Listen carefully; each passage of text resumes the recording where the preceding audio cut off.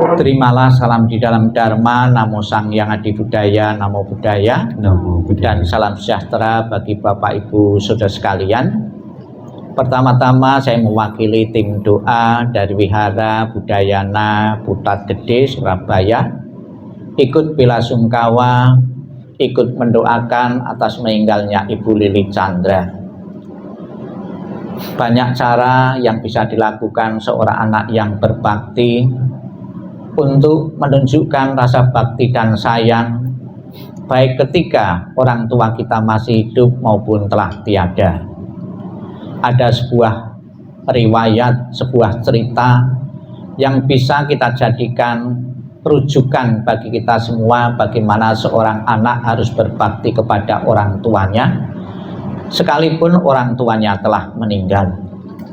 Di masa kehidupan Sang Buddha ada seorang pemuda yang baru saja ditinggal mati oleh orang tuanya. Sebagai anak yang berbakti, anaknya berharap agar orang tuanya atau arwahnya itu bisa masuk surga, masuk alam bahagia. Kemudian datang kepada Sang Buddha dan memohon kepada Sang Buddha. Dia bercerita baru saja orang tuanya meninggal, mohon dengan kekuatan apa Sang Buddha, dengan cara apa Sang Buddha, agar arwah orang tuanya yang baru saja meninggal itu masuk surga. Atas permintaan pemuda tersebut, Sang Buddha membawa pemuda ini ke sebuah kolam sambil suruh membawa minyak dan batu. Setelah sampai di kolam dan membawa minyak dan batu, Sang Buddha menyuruh pemuda ini untuk melemparkan batu tadi di kolam dan menuang minyak tadi di kolam. Kemudian dilempar dan dituang di kolam. Apa yang terjadi? Ketika dilempar batu tadi tenggelam, ketika dituang minyak tadi di kolam, minyak tadi terapung. Kemudian melihat batu tenggelam dan minyak terapung, Sang Buddha menyuruh pemuda ini untuk mengundang rohaniwan-rohaniwan, pemuka-pemuka agama atau tim-tim doa untuk datang ke kolam tersebut untuk memanjatkan doa agar batu yang tenggelam tadi bisa terapung, agar minyak yang terapung bisa tenggelam.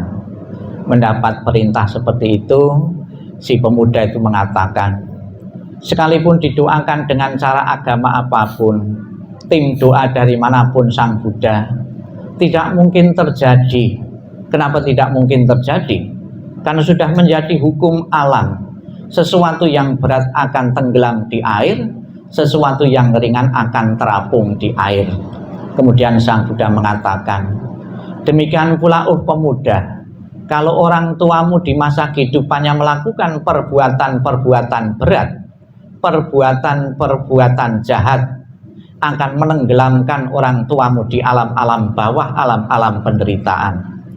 Kalau orang tuamu di masa kehidupannya melakukan perbuatan-perbuatan ringan, perbuatan-perbuatan baik, akan mengangkatnya di alam-alam surga, alam-alam bahagia. Bapak Ibu Saudara sekalian, secara pasti Ibu almarhumah yang baru saja meninggal ini berada di alam mana? Alam bawah atau alam atas? Saya seorang rohaniwan pun juga tidak tahu secara pasti berada di alam mana. Kalau sekiranya berada di alam bawah, sudah menjadi kewajiban dari anak-anak beliau untuk membantu mengangkat arwah dari orang tuanya itu untuk terangkat di alam-alam atas, alam-alam bahagia.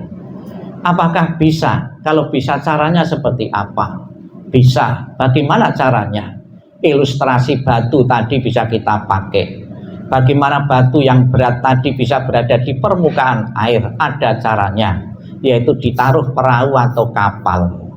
Kalau batunya kecil ditaruh perahu, kalau batunya besar ditaruh kapal. Itulah cara bagaimana mengangkat orang tua kita di alam bawah agar terlahir, agar masuk alam bahagia.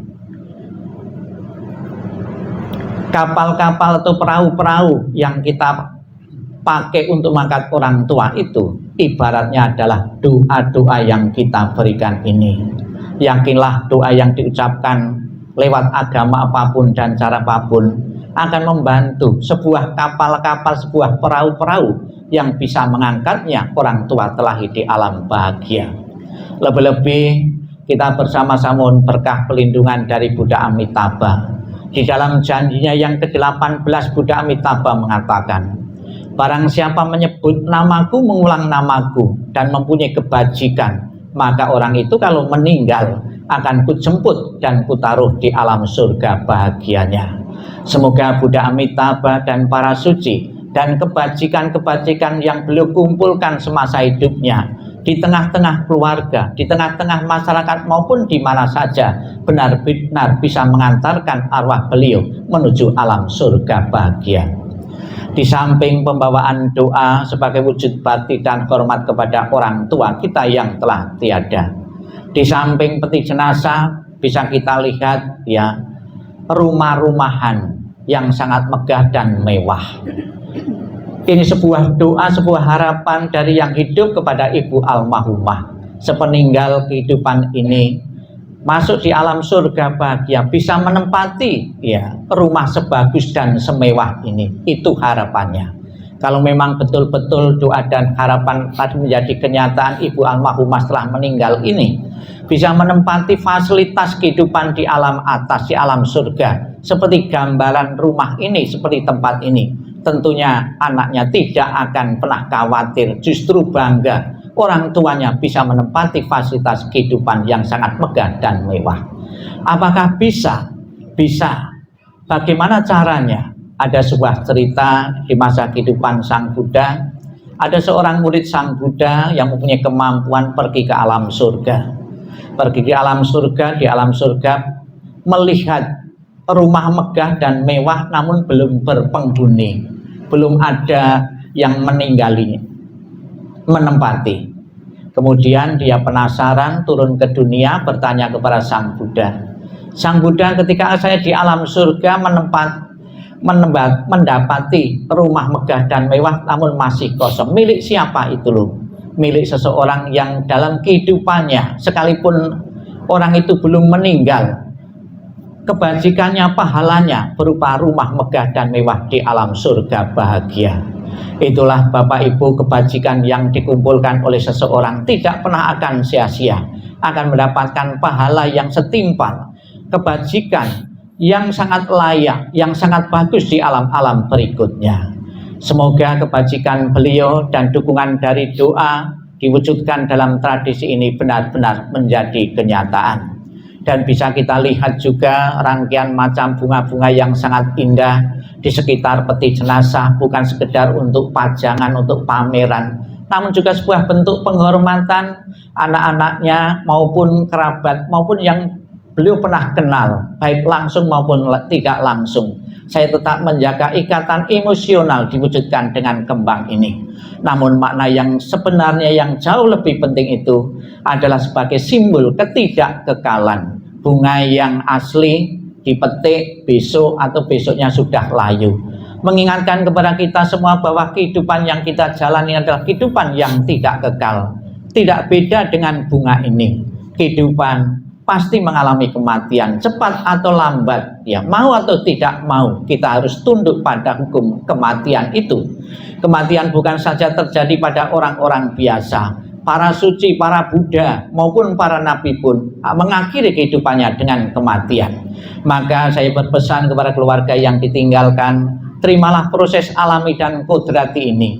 Ditinggal kematian orang tua, ditinggal kematian seorang mama, juga pernah terjadi dan keluarga-keluarga yang lain. Memang pada mulanya kita sedih karena masih baru. Semoga melalui proses penyadaran bahwa segala sesuatu yang terbentuk tidak kekal adanya, dan siapapun yang pernah lahir cepat atau lambat harus mengalami kematian, segera bisa diterima oleh keluarga yang ditinggalkan sehingga bisa menerima dan tidak berlarut-larut dalam kesedihan. Kita ucapkan selamat jalan Ibu almarhumah Ibu Lili Chandra. Semoga jalan yang keluar terang dan lapang, dan keluarga yang ditinggalkan sepenuhnya bisa mengikhlaskanmu. Sadu, sadu, sadu.